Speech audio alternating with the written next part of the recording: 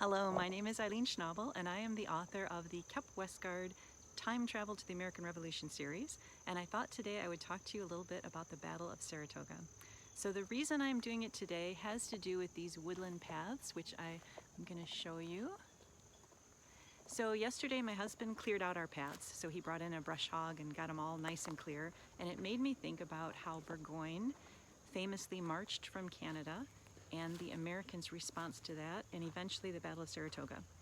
So Saratoga, if you were going to study one battle, you thought, I'd like to know a little bit about the American Revolution, which battle should I study?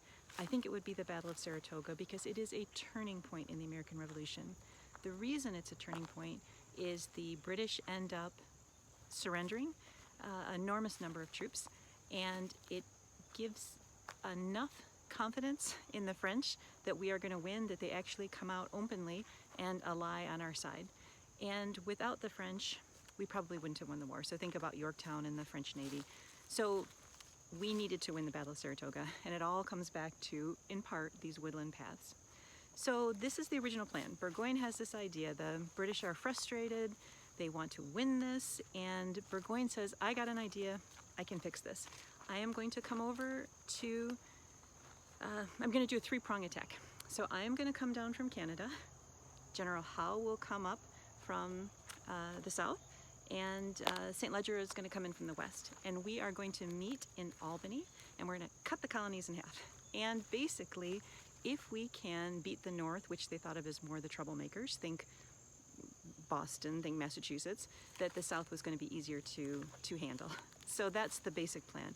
Doesn't work out for them, and we end up getting to the Battle of Saratoga, which I'll talk about another time, but let me come back to the paths once again. So Burgoyne is actually going to march along these paths with thousands and thousands of troops. He has both his own British regulars, he has Hessians from what we think of as modern-day Germany, he's got indigenous warriors, he has loyalists from Canada, loyalists from the United States, and they're all coming down. So in America, General Schuyler, American General Schuyler, is asking himself, how do I slow down this invasion? How do I slow it down? And if you want to fast forward 200 some years, you can think of when not so long ago Russia came into Ukraine, and you might have seen pictures of concrete barriers people were putting up, heck, even cars. They were doing anything they could to block the roads, so to speak, to slow the invasion. Schuyler has the same idea. So Burgoyne, he's essentially going through wilderness, and added to that, he's got artillery, he has wagons. Supposedly he even has wagons full of champagne because he likes to live the good life. And you ask yourself, how would I slow down that invasion? So Schuyler, with the help of many, many Americans, asks himself the same question. So I'll show you a little example over here. My husband didn't have his chainsaw yesterday, so this is a small idea, but it'll get a good visual for it.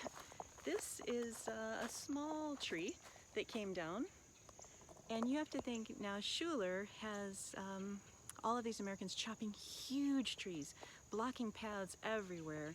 And not only that, also if you think of Ukraine, one of the things that they did is they blew up several bridges when the invasion was happening, and Schuyler's got the same idea. He's like, I'm going to get rid of bridges. I'm going to do everything I can to slow them down. And I think, and I should have looked this up, there's a term called Fabian, I think that's the term, and it means to fight without fighting. In other words, how do you tire and wear down the enemy without actually directly engaging in them? And that was one of the things that they did.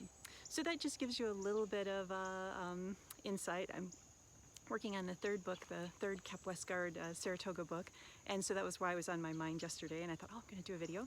I really enjoyed sharing this with you. Thanks for listening, and I hope you have a great day, and happy history.